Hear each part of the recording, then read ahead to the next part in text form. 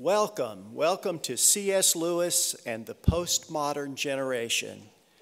His message 50 years later by Alister McGrath. The second Lanier Theological Library presentation at LCU. I am Jesse Long, Dean of the College of Biblical Studies and Behavioral Sciences. We have had, again, an overwhelming response from the Lubbock community for an academic lecture. Thank you for coming.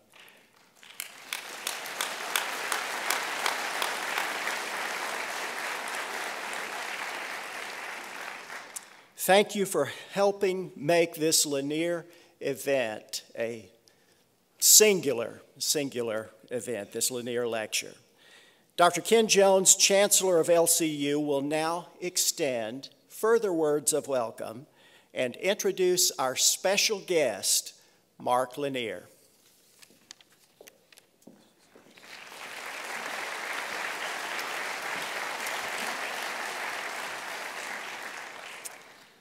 Well, it's quite a privilege to be able to join with Dr. Long in giving a welcome to each of you tonight. We're so thrilled that you're here for this very, very special event. We're thrilled to have you here in the McDonald Moody Auditorium here on the campus of Lubbock Christian University.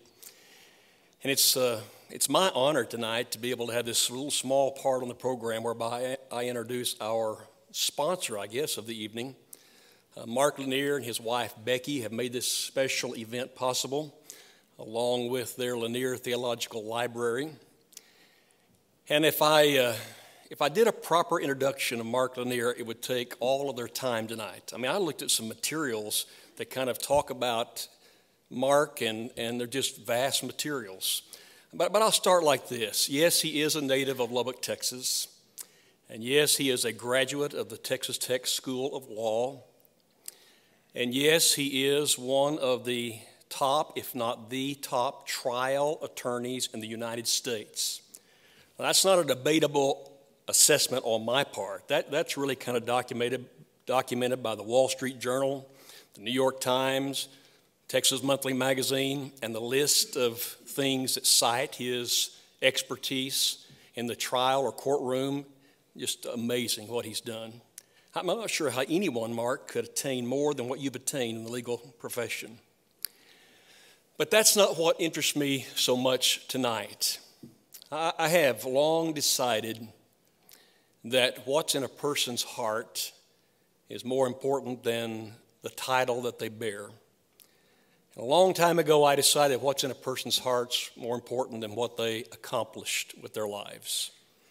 And I want you to know tonight that Mark Lanier has a very, very special heart. He has a heart for people, he has a heart for ministry, and he has a heart for our God. I get his outlines for his Sunday morning Bible class at the Champions Forest Baptist Church. Have listened to him there on more than one occasion. And some of his outlines are 20 pages. I'm talking about manuscript style outline. So he is a Bible scholar, in my opinion. He knows the Hebrew language and the Greek language, and he just has this enormous heart for our God and for ministry of people. And Mark, we are so thrilled that you're on the campus of Lubbock Christian University. We're so thrilled that you're our friend here. And ladies and gentlemen, will you help me welcome Mr. Mark Lanier?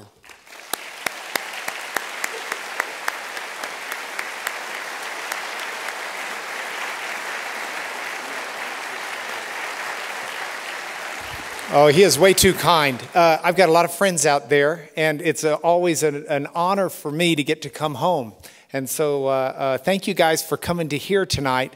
My favorite theologian in the world. I don't count my preacher as a theologian, David, so you're okay. My favorite theologian in the world. I first met Professor McGrath indirectly. Our son had returned from Oxford, where he got his master's, and I think at the time had been studying for his master's there. And he said to me, Dad, you love to read theology. How much McGrath have you read? And I said, well, I've got several of his books, but I haven't spent much time in them. And he said, well, everybody who's anybody who loves the Lord at Oxford reads everything Alister McGrath ever wrote. I said, ask me again next time you come home. And I set myself to reading everything I could. Amazing. Amazing works of theology, amazing works of church history, amazing works of science. And this is a gentleman, you've got his credentials on the handout you received, the program when you came in on the back side. It will tell you that he holds degrees in sciences as well as in theology. But what amazed me was how I got to know him beyond that. I decided I'd like this man to come lecture at our library in Houston. So I managed to ferret an email address out for him. And I sent him an email and established a relationship over several emails. And then really worked hard to put together that perfect email saying, would you come to Houston? And his reply was very gracious and very polite. No. He said he had very limited miles left on his body, and he planned on using them as much as possible for areas where the church was undeveloped. I found out then that this is a man who, as an ordained minister, goes out into community churches in the Cotswolds that don't have a preacher and will preach in these little communities of 50 and 60 people, even though he's a world-renowned theologian. And that's where his heart is. So recognizing we weren't going to get him, I co-opted time before him in England so that I could put the hard sell on in person. And our son was rowing in the summer 8s at Oxford. I think at this point maybe he was already working on his DPhil there. And I asked Professor McGrath if I could have 30 minutes of his time. And he had one small window open. And it required me to get from the boat race that ostensibly I was over there to see to him in a matter of 5 minutes. And I had to be there at the finish line for my son. And yet I could not stand up Professor McGrath, and I had a limited window with him. So I ran as fast as I could and got there 10 minutes late to see Professor McGrath, thinking he had left. He had not. He was there. He was kind. He was gracious. And I realized that this man of incredible breadth of knowledge and depth of knowledge, this man who's able to take his energy and corral it into more publications than most of us will read in our lifetime, has a heart not only for God, but has the fruit of the Spirit of God. It didn't take long before I convinced him to come to Houston and give a lecture. He came. It was such a well-received lecture. I'm driving him back to the airport. And I said, so what are you working on now? And he said, well, I think I'm going to do a C.S. Lewis book for his 50th anniversary, which was at the time, I think, a year or two away, 2 years away, I think. And I said, well, how do you do that? And he said, well, I've lined up, or maybe he said, I'm going to line up. But I'm gathering together all of the resources on Lewis. I want everything the man wrote from A to Z. I want it, every address he gave, every letter I can access, every book, everything from the man, from the time he was starting to write till the day he died. And I'm going to put it in chronological order and read it. Then I'm going to write. I nearly had a wreck. And not because of anything other than euphoria. I said, as a lawyer, that's exactly what you should do. You start at the beginning and you work and you follow it all the way through to the end. I said, I applaud you. I said, all I can say is if you do that, would you please come back to the States one more time and lecture in Houston? And he said, yes, I will. And then when I realized he really would, I said, well, could we roll Lubbock into that? Because Houston technically is just a suburb of Lubbock.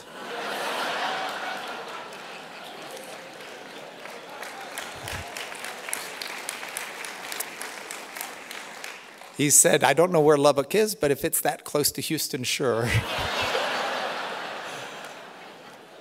So Professor McGrath has squeezed this in somehow. He spoke at chapel this morning at Wheaton in Chicago, Illinois, and made a flight from Chicago to get here so that he could do this tonight. He's got a heart for God. He's got a mind for God. He's got a heart for man and a mind for man.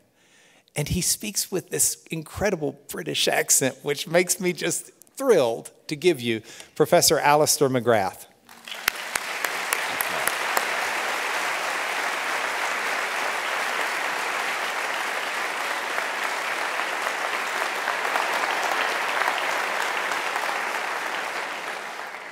Well, ladies and gentlemen, let me begin by apologizing for that change in accent.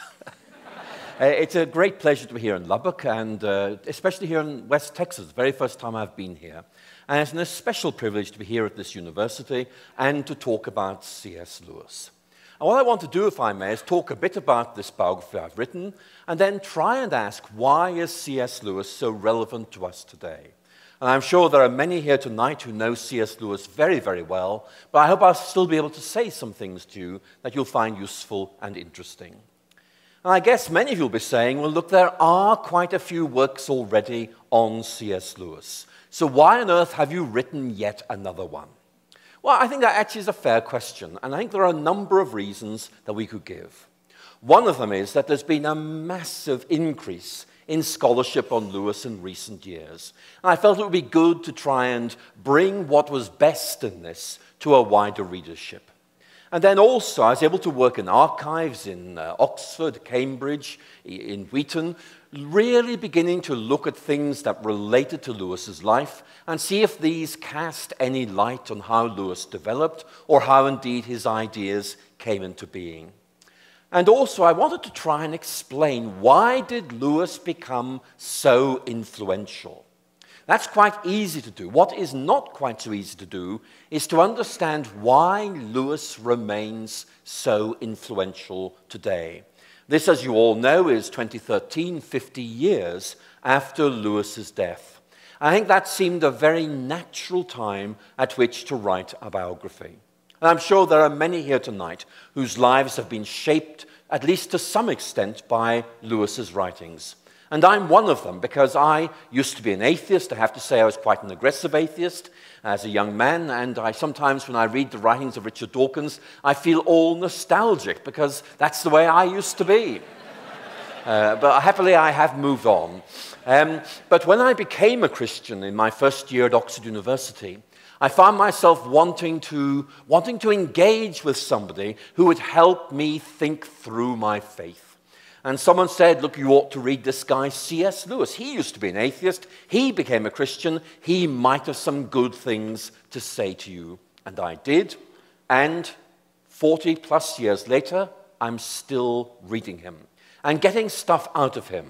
And indeed, that's really one of the things I think I can do in this biography. I write as an enthusiast. I also write as an Irishman and somebody who knows Oxford well. And Lewis, I think, many of you will think of as an English writer, but really, he's Irish. And trying to get that side of him right, I think, is very important. So many of you will be saying, but I'm sure you're so polite you won't say it out loud. Well, you know, this is all very well, but why you? Why are you writing a biography about C.S. Lewis? And I think that is fair. And I think I want to begin by saying, look, I've been reading Lewis a long time. I've got to know his writings, and I really respect him. But secondly, this Irish side of things is important, because Lewis kept going back to Ireland every year for his vacations. In his later writings, he talks about himself as an Irishman, and that side of things, I think, is quite important. Both Lewis and I grew up in Belfast. But more than that, both Lewis and I went from Belfast to Oxford University. We were both undergraduates, we became Oxford Dons, and both of us had this sense of being outsiders. An Irishman in England is always slightly on the margins, and certainly both of us felt that. But more importantly, both of us began as atheists and discovered Christianity while we were at Oxford. And of course, one of my interests is intellectual history, and that meant I understood a lot about Lewis's background, some of the ideas and writers he wrestled with. And so it seemed to make a lot of sense to write this biography. So how did I do this? Well, as Mark Lanier was mentioning, the key thing was to read everything Lewis wrote in chronological order. And that was a labor of love. It took me 15 months, but it was really wonderful because it enabled me to look at Lewis's development of his ideas, see how his style changed, and also moving on then to look at the very large secondary literature on Lewis. And of course, archive work kind of way filled in some of the details, and I'll touch on some of that in a moment.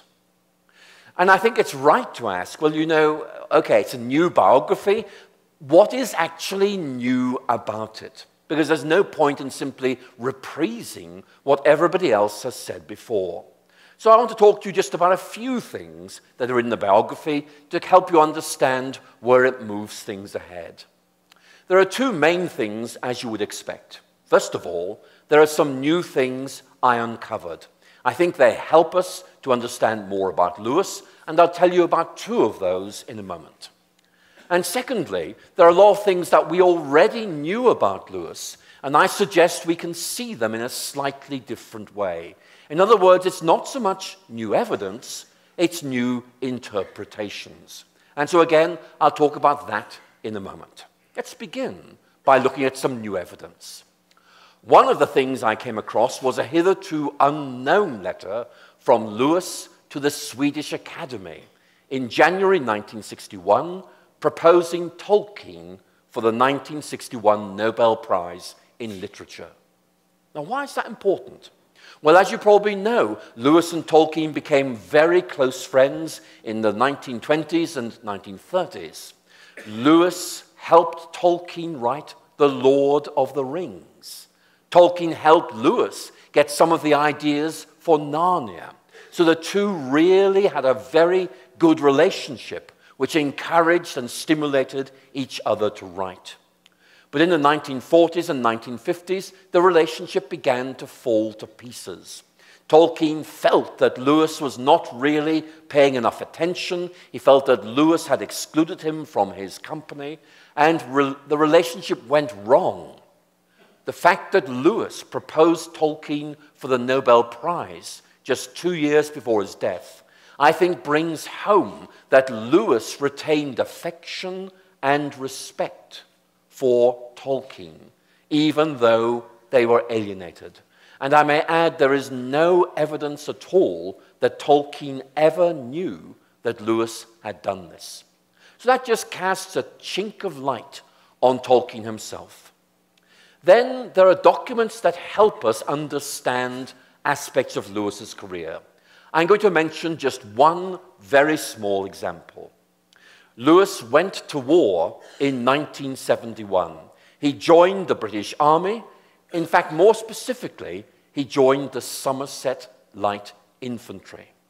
And most biographies say, well, Lewis joined the Somerset Light Infantry and went to war. But I kind of stopped there and thought, why on earth did he join the Somerset Light Infantry? Now, Somerset is a lovely English county. I have nothing against it. But there was no connection between Lewis and Somerset at all. He could have joined an Irish regiment. He could have joined the local Oxford regiment, or the Oxford and Buckinghamshire Light Infantry. Here is what I think happened. While Lewis was training for the army in Oxford, he roomed with Paddy Moore, a young man his own age who had moved to Oxford with his mother and his sister. And Paddy Moore and Lewis became best friends. And this kind of relationship very often developed where two young men were going off to war. They were unlikely both to come back alive, and very often very close friendships would result. So Paddy Moore was Lewis's best friend, and we know that Paddy Moore ended up in the Rifle Brigade. He died on the Somme in March 1918. But here is a clue. This is a section of a document never seen before. It is the, in effect, day-to-day orders of the officer training unit in which Paddy Moore and C.S. Lewis served. What I want you to notice is the third name down. Paddy Moore, given by his full name, Moore, EMC. Notice the initials at the right-hand side. That is the sponsoring Regiment. SOM-LI is Somerset Light Infantry. It looks as if Lewis asked to join that regiment because his best friend expected to be posted to it. In the end, Paddy Moore was sent somewhere else, and Lewis went into battle without any close friends at all. So what about new interpretations? Well, there's one, I think, that does rather stand out. And this is controversial, but I'm going to tell you what it is so you know. It's the date when Lewis began to believe again in God.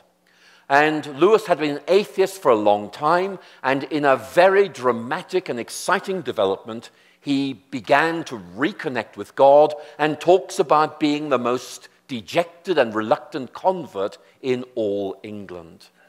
And his autobiography, Surprised by Joy, dates this very precisely to Trinity Term 1929, in other words, to an 8-week period between the 28th of April and the 22nd of June 1929.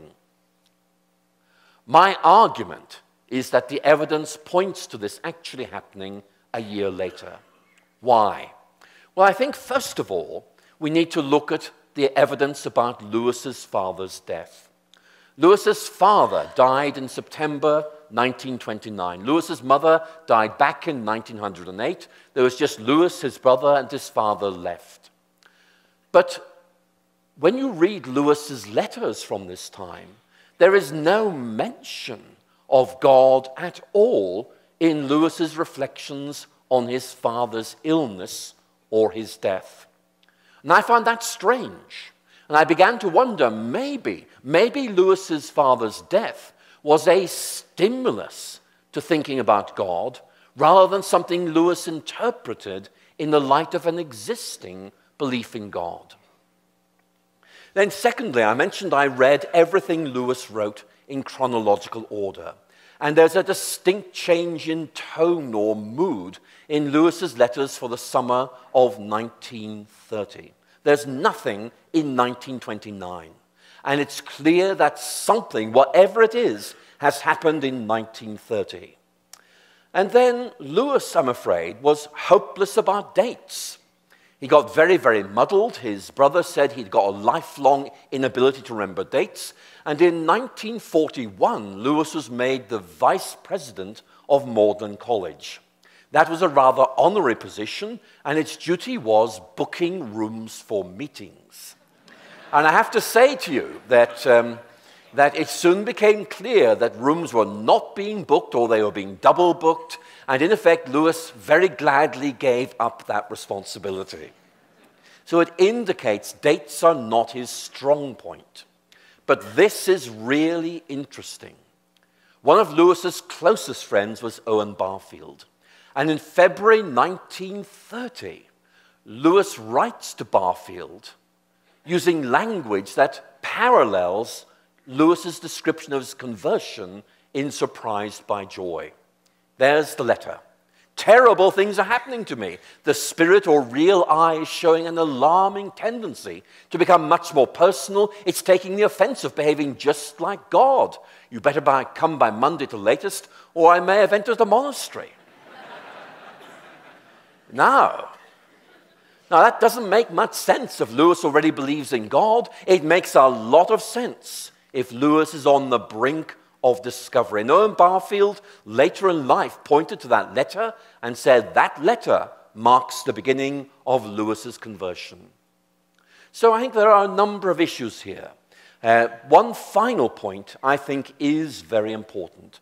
Lewis tells us that even though by this stage he was not yet a Christian, once he started to believe in God, he began to go to church and he started to attend his college chapel. And in October 1930, Lewis wrote to his best friend Arthur Greaves, telling him about a change in his daily routine. He says, I now go to bed earlier, and I think you can guess why he's going to bed earlier, because he started going to morning chapel at Magdalen College. That makes a lot of sense if Lewis converted in the summer of 1930. If Lewis converted a year earlier, why did he wait a year before going to chapel. So I'm saying there seems to me to be reasons to rethink. So let me look at our theme tonight. I've spoken a little bit of my biography, but I want to talk about Lewis himself. And what I want to say is that Lewis is quite remarkable. He bridges the gap between modernity and postmodernity, between a culture that focuses on argument, on words, and a different kind of culture that is more interested in stories and images. And Lewis, I think, is remarkable. He offers a rational account of faith. He shows that faith is reasonable, that faith makes sense. Yet it still embraces the world of imagination and feelings. And that's very unusual, I need to say to you. Most writers tend to be either rational or imaginative. It's quite unusual to find one who is both, and C.S. Lewis is an example. And what I want to do is focus on three themes which help us understand why Lewis relates to postmodernity so well. I'm going to look at him on reason, feeling, and imagination. Reason, I think, helps us to understand why Lewis appeals to modernity, feeling and imagination, why he appeals to postmodernity. But all three, when they're brought together, give us a rich and fully orbed vision of the Christian faith, which all of us can take away and enjoy and benefit from. So one of the themes that lies behind Lewis's thinking on all these points is the idea of the big picture. Lewis is saying that the Christian faith is something that opens up a wonderful, compelling, attractive vision of reality. And on the screen I've put one of his most famous quotations. It comes from the end of Lewis's essay, Is Theology Poetry? Look at it. I believe in Christianity as I believe that the sun has risen. Not only do I see it, but by it I see everything else. And it's a remarkably well-turned phrase. But look at the final part. What he is saying is the intellectual capaciousness, the ability of the Christian faith to light up the landscape of faith, even into the shadowlands. That is a mark of its truth. And that makes, I think, a lot of sense of Lewis. For example, one of the factors leading to his conversion to Christianity was his feeling that atheism was thin, was watery, presented him with a very inadequate and existentially unsatisfying understanding of reality. For Lewis, Christianity gave him a brave and bold and exciting understanding of the way things were. But he also, of course, developed a very famous argument from desire, which I'll touch on in a moment. And Lewis's argument is that we all experience a feeling of desire, of longing, of yearning for something that seems to lie beyond our grasp. And for Lewis, that really is a longing for God. And I'll talk about that again in a moment. Or indeed his famous argument from morality, which you find in the opening pages of Mere Christianity. Lewis is saying that if Christianity is right, we should expect God to intrude, God to register in our consciousness as a voice saying this is right, this is wrong, as something that gives stability to right and wrong, because otherwise it is very, very difficult to give a defense of this being right and this being wrong, other than powerful people making the decision that this is what they think is right. So let's begin to look at some very important points here. As I was saying, Lewis emphasizes that Christianity makes sense. And I think all of us value that, but it's particularly well received in the modernist part of our culture. But Lewis also has much to say about the importance of stories, the appeal to the imagination. And again, we can all benefit from that. But it appeals particularly to a more postmodern audience. And Lewis's emphasis is that Christianity is not simply something that persuades us it is right. It's something that captivates our imagination and makes us want to know more about it because we realize it is so exciting and interesting. The imagination for Lewis is a gateway for truth. So let's begin by looking at three categories: the appeal to reason, the appeal to longing, the appealing to the imagination. And we find the appeal to reason mainly in two works: Miracles and Mere Christianity. In my view, Mere Christianity is one of the best things that Lewis ever wrote. And so we're going to talk a bit about this appeal to reason in Mere Christianity. Then there's an appeal to longing, which we find especially in three writings. The difficult early book called The Pilgrim's Regress, which few people read today because it is so difficult. It repays study, but it takes time. Then there is Surprised by Joy, one of his best-known writings, which talks much about Lewis's feeling of this yearning for something and how he resolved this. And then finally, there's a sermon of 1941 called The Weight of Glory, which is only about 10 pages long, but in my view, it's a miniature masterpiece, which is a very good starting point for anybody who wants to really get their teeth into something that's very significant. So let's begin. I should have said, of course, that the appeal to the imagination is found in the Space or Ransom trilogy, of course, the Chronicles of Narnia, and also the late, and I fear difficult book, Till We Have Faces. So let's look at each of these individually. Lewis and reason. Lewis opens his Mere Christianity by, in effect, saying, let's imagine people having an argument. And the issue is classic. Who's right, who's wrong? And Lewis argues that if this debate is to make any sense, if they're to avoid resorting to violence, if they're simply using intellectual arguments, then there has to be an objective standard of morality above them, which they didn't invent, which is binding on them. And Lewis then argues that both sides to the argument recognize or presuppose a law or rule of fair play or decent behavior or morality. And the argument is, for Lewis, that all our thinking about the universe basically boils down to the fact there is an objective moral law, not something we've invented, but something we try to express in our own thinking and in our legal thinking. And then secondly, an awareness of our failure to observe it. And Lewis will do a lot of hard work with these ideas in exploring the Christian faith. And the point that Lewis is making is that this sense that there is a moral authority above us offers us clues. Note, clues, not a proof, for the existence and nature of God. And what Lewis is saying is there are clues everywhere. Maybe individual clues are not conclusive, but when you add all these clues together, you get something that has cumulative force. It's like a legal trial, where in effect the winning party is the one that offers the best explanation of all the clues in the case. And Lewis is saying that Christianity makes sense of all the clues, including morality, our sense of longing, and lots of other things as well.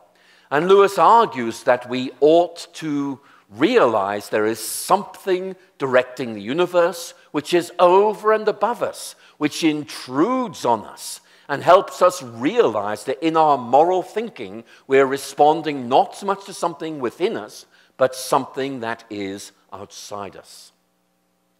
Now, that's very familiar, but interestingly, in his later writings in the 1950s, Lewis begins to move away from reason, not in the sense of becoming irrational, but rather he has a growing interest in other ways of thinking. And it may be that he has come to think that reason has its limits, but I think it's much more likely that his friendship with people like J.R.R. Tolkien have brought home to him that there are other ways of thinking about it. And Lewis begins to develop a new interest in human longing and the human imagination as ways of reaching out to our culture to help them grasp what Christianity is all about. So let's look at Lewis and human longing. This is not looking at the world around us, rather it's looking at the world of experience within each of us. And it's a very significant thing. There are many atheists who feel this and are unable to make sense of it. This is Bertrand Russell, a well-known atheist philosopher, talking about a feeling that there has to be something really worthwhile that he hasn't yet discovered. The center of me is always and eternally a terrible pain, a searching for something beyond what the world contains, something transfigured and infinite. The beatific vision, God, I don't find it. I don't think it's to be found, but the love of it is my life. It's the spring of life within me. Now, many of you here tonight will be able to say, I know that feeling. And so will many atheists outside the church. Indeed, in Bertrand Russell's case, his daughter commented on this. She said, somewhere at the back of my father's mind, at the bottom of his heart and the depths of his soul, there was an empty space that had once been filled by God, and he never found anything else to put in it. And Lewis is addressing a feeling, an experience, which is known to many. And what I want to suggest to you is that in our postmodern culture, this is something that we can engage using Lewis as our guide. Lewis argues, for example, in Mere Christianity, especially the chapter on hope, that nothing that is created or finite can satisfy our longing. Maybe something comes along and for the time being it seems great, but we begin to realize there's still something else that we are looking for. And the argument is that for Lewis, knowing God's creatures, in other words, the world around us, makes us long to know God as their source and origin. And so Lewis's point, therefore, is that pursuing beauty, for example, the beauty of creation, cannot really be pursued because it's only going to end in frustration. Nature points beyond itself. It's a signpost, not a final destination. And it's really pointing towards God. So let's look at how Lewis develops this. He argues that within most of us, there's a sense of spiritual longing, or a sense of emptiness, such as that described by Bertrand Russell. A realization that there is a gap within us, which nothing that is created or finite can satisfy. And for Lewis, this is really a longing for God. And you may have heard the phrase, a God-shaped gap within us, often attributed to Pascal. And that's helpful because Lewis is very much moving along the same line. And in this early book, The Pilgrim's Regress, which is really Lewis's account of his own conversion, he argues that to make sense of ourselves and God, we need to realize the human soul was made to enjoy some object that is never fully given, nor can ever be imagined as given, in our present mode of subjective and spatio-temporal experience. Now, that's an early writing. You can see the style does need a bit of work, but the idea is good. What he's saying is, we come to realize that nothing really satisfies, and therefore either we must be frustrated or there is something else beyond our horizons that we have yet to find. And of course, that leads Lewis towards the whole idea of God. Now, I mentioned the sermon, The Weight of Glory, which comes, the title, from John Donne, who spoke of the exceeding weight of divine glory, preached in 1941. I want to just show you a few extracts from this, in which Lewis explores this idea with real clarity. He says, look, the books are the music in which we thought beauty was located will betray us if we trust to them. In other words, we think this is beautiful, therefore we grasp this, and this ends our quest. No. If we trust to them, we'll be frustrated. It wasn't in them, it came through them. And what came through them was longing. These are signposts pointing beyond themselves, saying, not me, there. In other words, God's creation points to its creator.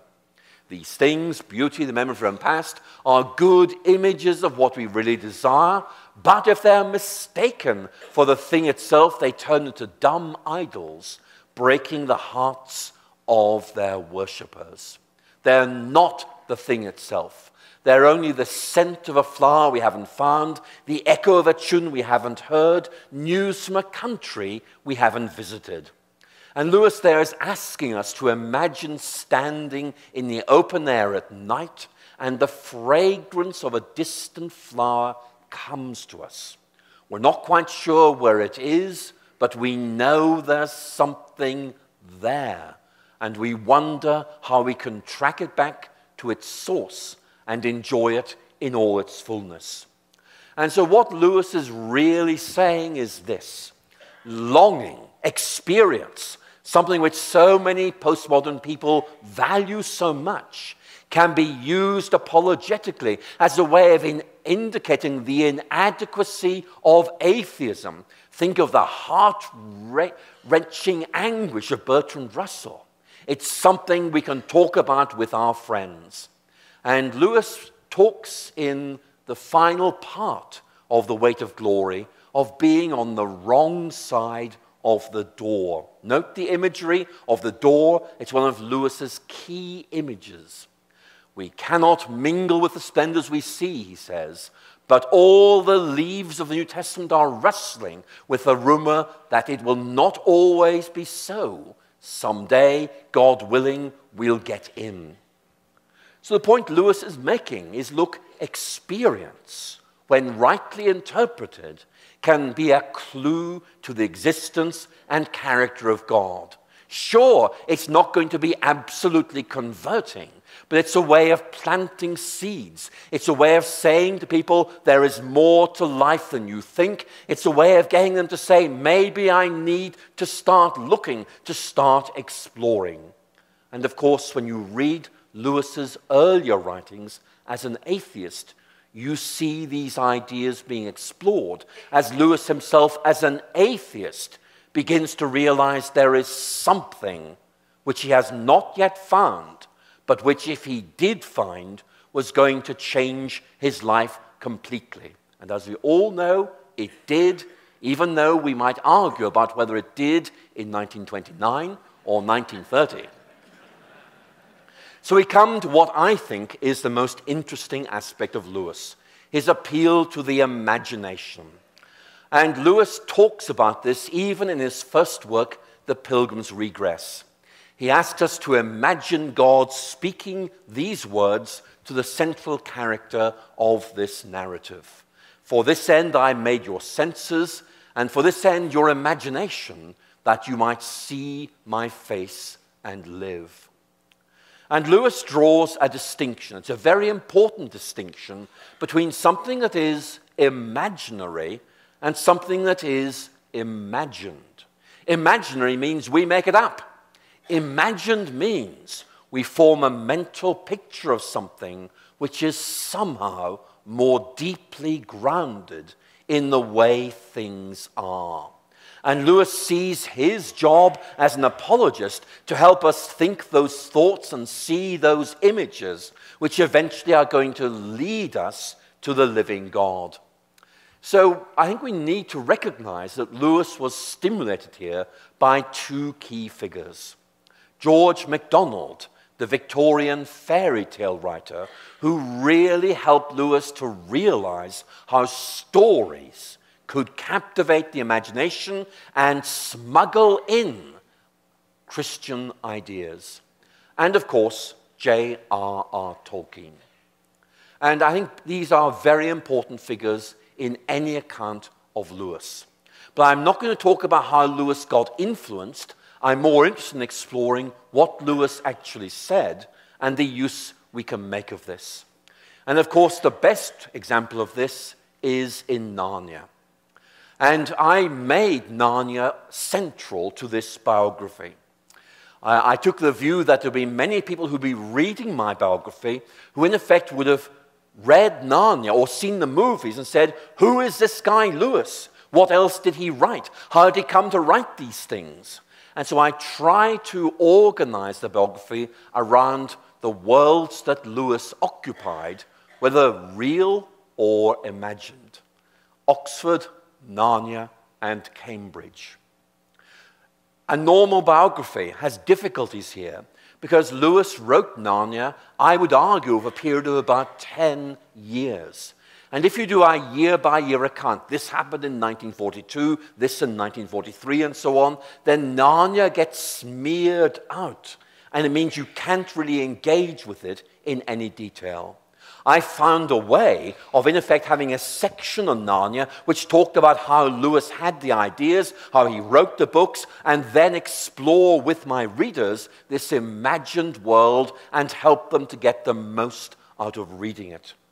So I think we need to ask how Lewis came to write Narnia and what we can learn from it, because it's all part of this appeal to the imagination. This is Elizabeth Anscombe towards the end of her life, and she was a philosopher who one or two of you will probably have heard of. Not all that well known, but nevertheless she played a very important role in Lewis's life. When Lewis wrote his book Miracles, it was discussed at the Socratic Club in Oxford. Remember, Lewis was president. In February 1948, Anscombe argued that Lewis's statement of his critique of naturalism, in other words, what you see is what you get, wasn't really very well stated. Now, she didn't disagree with the argument. She just said, look, it's not. You can do better than this. Can you rephrase this, expand it, so it really engages with the issues? Now, A.N. Wilson, an earlier biography of Lewis, argued that this made Lewis think that rational argument had no use. He'd been bested in argument, so he abandoned it. And he goes on to suggest that Lewis wrote Narnia because he'd ceased to believe in the power of reason.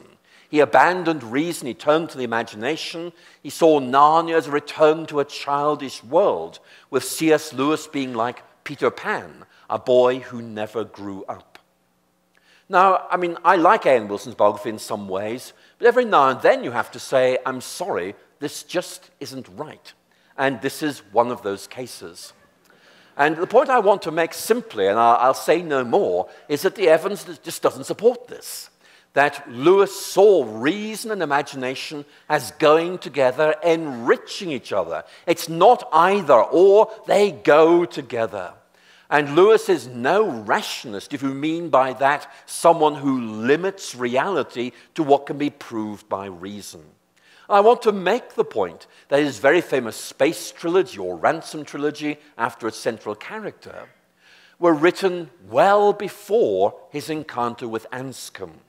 So it's not as if Lewis changed mode. He'd already explored this mode. He now saw a way of doing this more effectively. And this brings us to a central theme of Narnia and a central theme of understanding why Lewis is so important as an apologist to a postmodern generation. And I'm talking here about retelling the grand narrative. What do I mean by grand narrative? I mean the story that lies at the heart of the Christian faith. The story of creation, fall, redemption, and consummation. The story that lies behind the Narnia Chronicles. And Lewis was very sensitive, very alert to the importance of stories in shaping our understanding of reality and understanding our own place within it. And Lewis realized that one of the key themes in any person's life is saying, how does my story link up with a bigger story? How am I part of a bigger scheme of things? And his argument is that once we see this bigger story, we're able to see our own little story in a new and more meaningful way and work out where we fit into this bigger reading of things. And Lewis argues that once we begin to grasp this bigger story, we can begin to figure out the difference that each of us can make and where God wants us to be.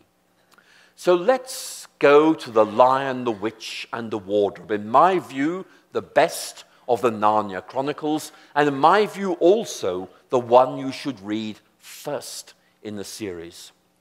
And what I want you to do is remember what happens when the 4 children enter Narnia. They hear stories about this strange place, where it came from, whose it is, and so on. And they have to ask a very difficult question. Which of these stories is right? Which is to be trusted? Is Narnia really the realm of the White Witch who justly and rightly rules? Or is she a usurper whose power will be broken when the sons of Adam and daughters of Eve sit on the 4 thrones at Cair Paravel? Is Narnia really the realm of this mysterious Aslan, whose return is expected at any time?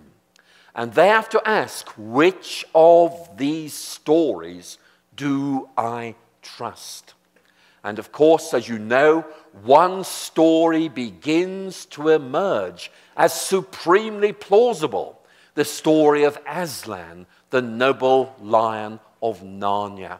And as you read the whole series of these books, each individual story of Narnia turns out to be part of this greater narrative. So if you like, going back to the point I made at the beginning, The Lion, the Witch, and the Wardrobe hints at this big picture which we find in the Narnia series. And once the right story is identified, it helps us to make sense of what is going on in Narnia. When Lucy reads the book of the stories, she begins to realize exactly what's going on. Now, why is this important? Well, I think it's a first point to make, really, is that Lewis is retelling in his own distinctive way the grand story of the Christian faith. He's not inventing a story at all. He's taking the Christian story and retelling it in a way that intrigues us, that draws us in, that helps us to see things which otherwise we wouldn't see at all. In other words, Lewis is using Narnia as a way of helping us to enter into the best and biggest and most trustworthy story of all, which is the story that lies at the heart of the Christian faith, in which a good and beautiful creation is spoiled and ruined by a fall, in which the Creator's power is denied and usurped, but the Creator then enters the creation to break the power of the usurper and restore things through a redemptive sacrifice. And here's the important point, and this, I think, is really significant in understanding why Narnia appeals to so many people. Even after Aslan comes, the struggle against sin and evil continues, and it won't be ended until the final restoration and transformation of all things. In other words, Lewis is helping us to see that even though Christ has come, we live in a world that is not yet the kingdom of God, in which you have to make choices. We have to live by faith. We have to become virtuous people. And the story of each character in the Narnia Chronicles is the story of someone who tries to make sense of things, to identify their place in the story, and then do their job well. It's a way of articulating what the Christian faith is all about. Now, here's another point that's really important. In our culture, we also hear different stories. Some would say we simply come to be here by accident. There is no purpose to life. It doesn't matter what you do. What you see is what you get, and death marks the end. That's one story. It's a story the media pick up on, but there's another story alongside it, which is that each of us is meant to be here, that each of us is precious and important to God, that we are meant to be doing something which can change things and make a difference. And like the children in Narnia, we're being asked, which story do we trust? And what difference does that make to us? If I could put it very, very crudely, modernity is asking, is this true? Postmodernity is asking, is this real? How does this bear on real life? And now Lewis is answering both of those questions. The Christian faith is true, but it also gives us a vision for who we are, why we matter, and what we are meant to be doing. So there's a lot we could say. There's a quote from G.K. Chesterton, which lies at the heart of a lot of what Lewis is saying. Every true artist feels he is touching transcendental truths, that his images are shadows of things seen through the veil. And what Lewis tries to do in Narnia, in Miracles, in Mere Christianity, is see beyond the limits of this world, to get a glimpse of something beyond it. And one day we will be there.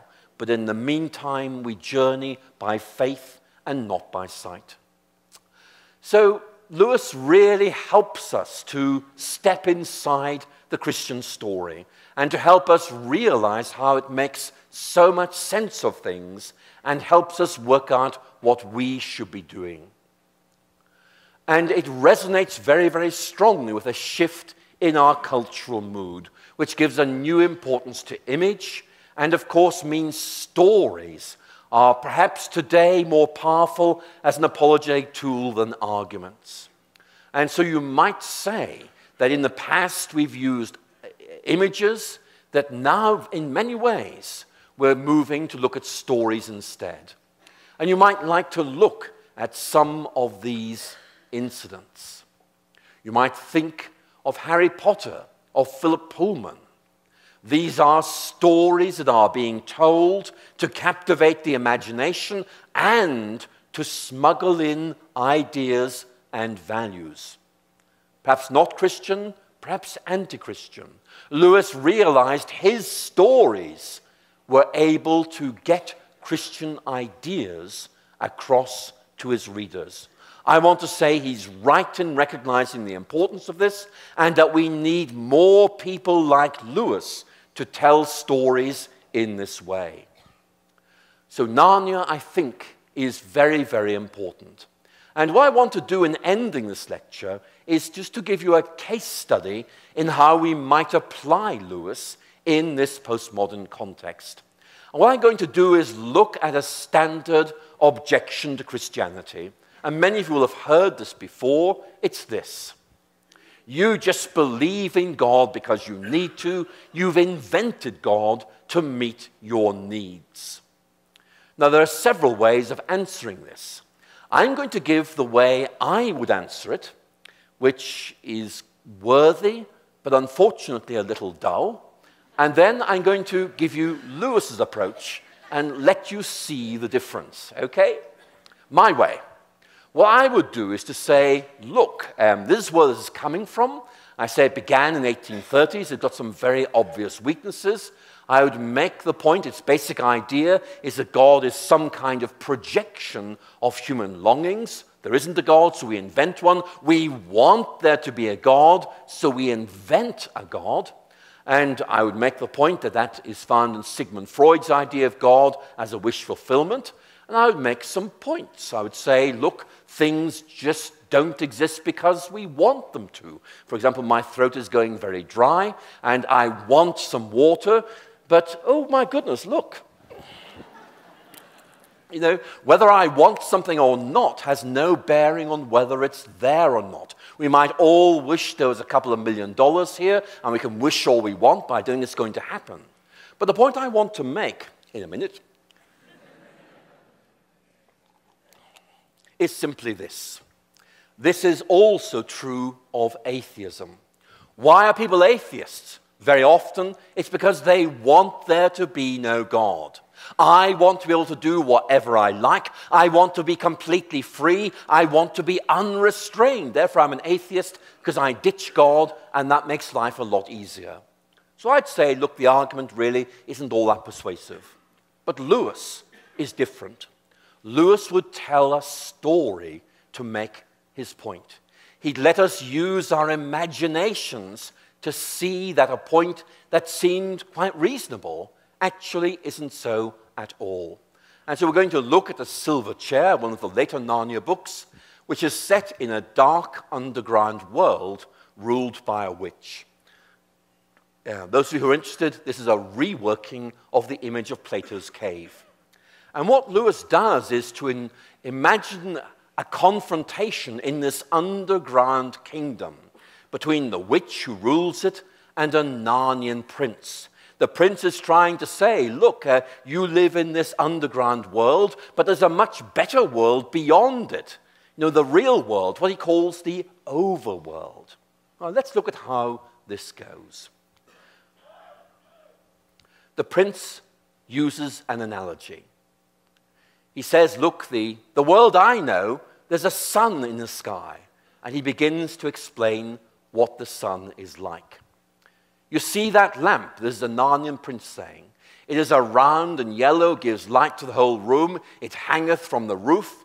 Now that thing we call the sun is like the lamp, only far greater and brighter. It gives light to the whole overworld and hangeth in the sky. The witch replies very quickly and with great sophistication. Hangeth from what, my lord, asked the witch. And while they were all working out how to answer, she added, you see, when you try to think out clearly what the sun must be, you can't tell me. You can only tell me it's like the lamp. Your sun is a dream, and there is nothing in the dream that wasn't copied from the lamp. The lamp is the real thing. The sun is but a tale, a children's story.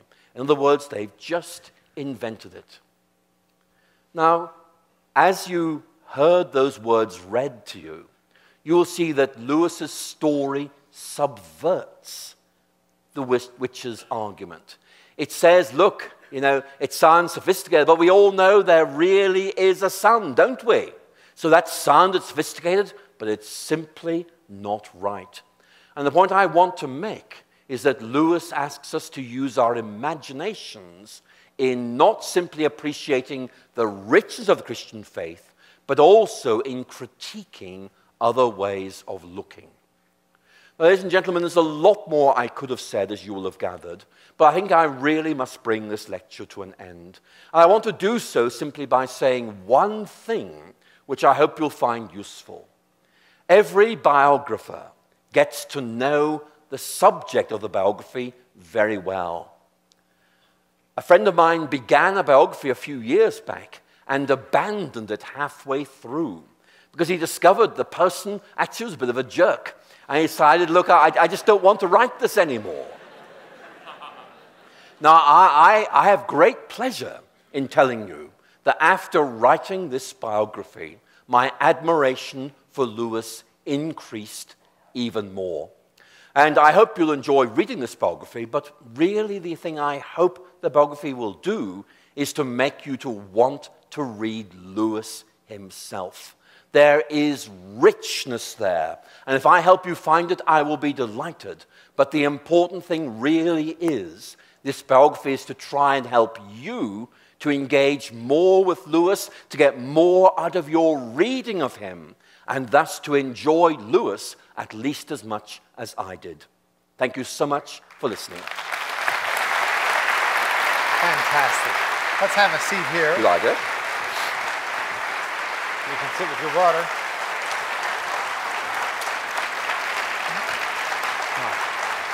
Thank you. Thank you very much. Thank you. Thank you. Thank you. Thank you very much indeed. Thank you. Thank you. Well, I've been given an opportunity to ask a few questions on behalf of all of you. I don't know what your questions are, so I'm asking my own. Maybe some of you thought of these same questions. Professor McGrath, you've told me and a number of people that your favorite Lewis Narnia book is The Lion, the Witch, and the Wardrobe. Why? Mr. Lanier, that's a very good question. I think the thing I love about The Lion, the Witch, and the Wardrobe is how Lewis introduces Narnia so gently, so slowly. It's like drawing aside a curtain very, very slowly. And you begin to realize that there's hidden depth, there's something more to what is seen. I also very much like the way in which the story opens. It's very easy to imagine this situation, children looking for excitement and then discovering this mysterious world which raises questions and then answers questions. So I just find it a wonderfully written book which raises some very good questions, but also, I think, gives us some very good answers. Okay, you urged people in your conclusion to go ahead and engage Lewis, start reading Lewis. Let's say you're in midlife and you've never really read C.S. Lewis before. Where would you recommend someone start? I would recommend that you read Mere Christianity. It is one of his best books. Its language still speaks to us. And I would suggest to you that you read it through, and where you find bits that intrigue you, you read it slowly. For example, the chapter on hope is beautifully written, and I will take a class through that and take an hour to do so. Lewis is, I think, very often best read in company. So you can pick away at a text and find hidden things that really are there, but you as an individual have missed, but the group actually has found. I'm curious what you saw in C.S. Lewis's wit. And one of the things that came to mind, one of my favorite lines, and I'm sure I don't have it quoted precisely, but in one of the books, Lewis said, there once was a boy named Clarence Eustace Scrubb, and he almost deserved it. What did you see in his? Was he a funny man? Did he have? Talk to us about that, please. Lewis was a very elegant writer, but he also was a man who laughed a lot. All the memories people have of him, particularly when he moved to Cambridge, was of a very jovial, very boisterous person who was full of fun. And I see that echoed in his books. There are times when he is very serious. There are also times when he's lighthearted, when he engages you, and you just wish you'd been there because you sense that this was a joyful, happy occasion, and it would have been great to have been a fly on the wall, for example, at a meeting of the Inklings. Okay, hard question. One I should have warned you I was going to ask, but it didn't occur to me till just now. That someone out there must have sent it up here. If C.S. Lewis, through some Lazarus miracle, was here for a moment, and you had a chance to ask him one question or engage him on one subject, having done all of this work, what would you want to know? What would you engage him in? I think there are so many questions I'd love to ask him. Because, I mean, when you write a biography, you come up with all these questions, and you know Lewis could answer them, but at the moment that is just not possible. And I suspect in heaven there's going to be a very long queue, very long line, people queuing up saying, Lewis, what did you mean by this? But I think the one thing that really stands out for me as being important simply is this. I would want to ask him which of his works he thinks we ought to be reading. Because, I personally come away from him often wondering how he evaluated his own works. Happily, I like so many of them, it's not a problem, but I'd still love to know the answer. When you were in Wheaton, Professor's been up there dealing with his book publisher. By the way, the book that's out is just out. I mean, it's just been published in the last couple of weeks. This is a brand new book. But I had a chance to go into there's a Wade Center where you did a lot of research. And I had a chance to see a number of books that were actually from Lewis's own personal collection, including one where he had written in the back of the book, "Never again," because he's not going to read it ever again. He didn't like it. Did you come across any notes like that just... Yes, I did. The Wade collection has a very large number of books from Lewis's own library. And I chose a representative selection of about 20, which I was going to look at. And one of them was one of those, never again. In other words, I've read this, that's done. One of them was an Icelandic grammar, in which Lewis had made some rather obscure comments about past tenses in Icelandic. But what I found really helpful was books I knew he'd been writing at the time he was reading, at the time he was writing other things, where very often he had underlined, put NB and so on. And at several points I could see how what he was reading fed into the book he was writing. I was very happy about that. Okay, so there are these books, and they're in the basement of the Wade Center under lock and key that have Lewis's notes. And it made me think when I saw those, if I had Alister McGrath's library, would I find notes like that in the margins of the books you read? You would find annotations, you'd find underlinings, but unfortunately, Lewis wrote notes in the books. I write notes on pieces of paper. So unfortunately, all you would see is a series of damaged books without any real indication of what I'd found in them. Okay. Which brings up the next question that I had, and that was, as you were reading through this wealth of material, did you keep notes in a book? Did you keep notes on a legal pad? Did you do it on a computer? How did you keep up with 15 months of reading tens of thousands of pages? I took notes, I wrote down phrases, I wrote down my observations, and I wrote very often, "must come back to this." So in effect, it was almost like a running commentary on what I was reading and a reminder to myself that there were certain things that weren't quite clear, I'd have to come back to them, including a lot of notes like that for 1929 and 1930. Interesting. Now, you taught at Oxford for 25 years. 25 years. And I'm sure you went to the same pub where Lewis would hang out, and I'm sure did you know people in your past that knew Lewis, just in the process? And I don't know that you would have consulted him for the book, but what kind of reputation has Lewis maintained at Oxford since he left? Lewis is regarded as a very able literary scholar. And Lewis is, I think, increasingly being seen at Oxford as one of the most significant intellectuals of the last century. Did I talk to people at Oxford? I talked to one in the year 1978, when I was just beginning the study of theology, and one of my tutors was a man called Peter Bide.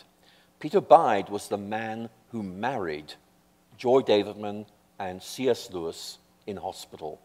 And the reason I discovered this story was we were looking at his bookshelf. He said, "Come and look at my bookshelf, see if there's anything you like."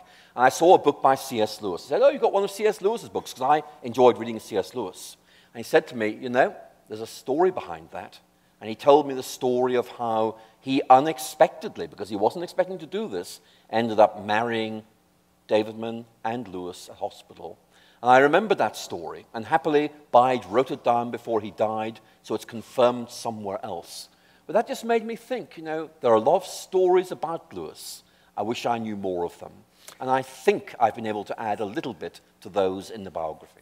Now, as I understand it, you've graciously allowed, recognizing after coming from England, Chicago to here, you've still got to get to Houston tonight so we can use you tomorrow.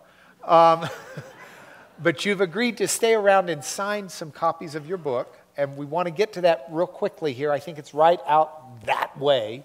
But before we do, two last questions.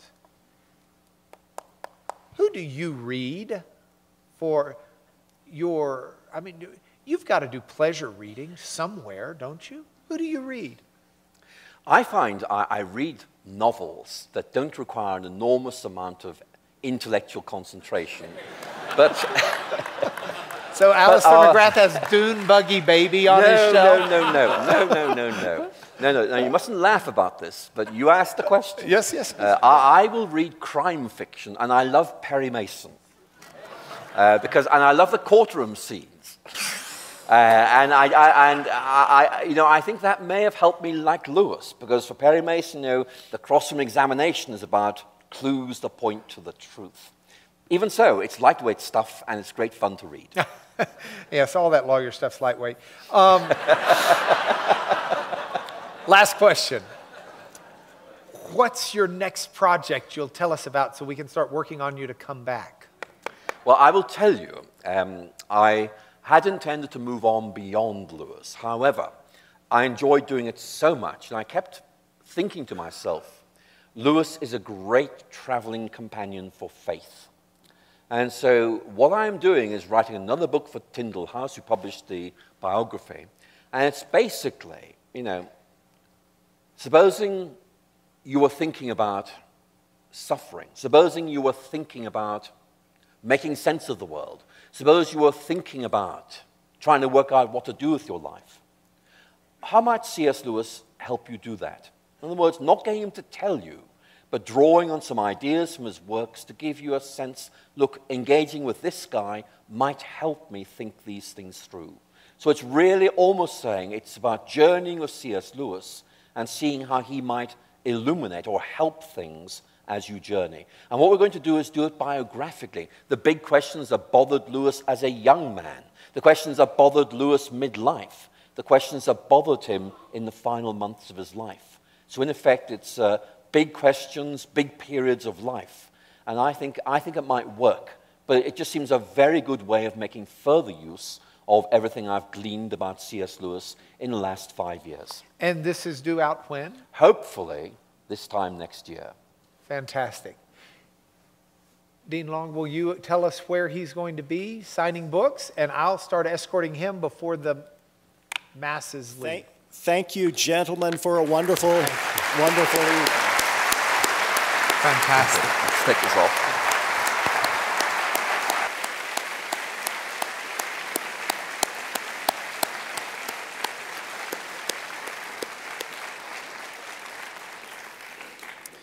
President Perrin is sorry that he is unable to be here with us this evening. He is out of the country, but sends his well wishes. We pray that his return, God will bless his return. He's returning to Lubbock on Sunday. Following a benediction, we will be dismissed. You are all invited to a dessert reception in the Baker Conference Center, which is just across the mall. Professor McGrath will answer questions, and he will sign copies of his books, which are on sale, including C.S. Lewis, Alive, Eccentric Genius, Reluctant Prophet. But before our prayer, a couple of announcements. Some of you know that this is C.S. Lewis weekend at LCU.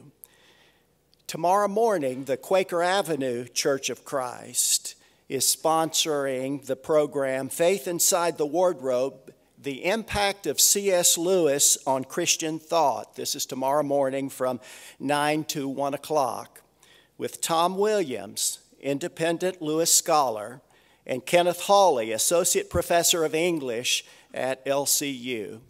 And then tomorrow evening, there's a production of the play Shadowlands by the LCU Drama Area, directed by Laurie Doyle. That's tomorrow evening at 7:30 in the CDC Theater. Tickets are $10, and you can purchase tickets at the door.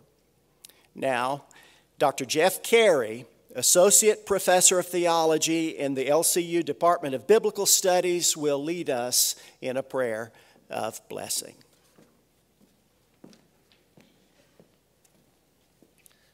close this great evening in prayer. Our God, we receive this event as a gift from you. And we thank you for helping us to hear the gospel tonight. We're thankful for the way that Jesus' life is reflected through humans, and how that life was reflected to us through C.S. Lewis, and how it's been reflected yet again through Professor McGrath's reflections on Lewis, and may that reflection continue in us so that all the world may behold the risen Lord Jesus Christ. And now we go to love and serve the world, and may those to whom love is a stranger find among us generous friends. We pray in the name of Jesus. Amen. You're dismissed.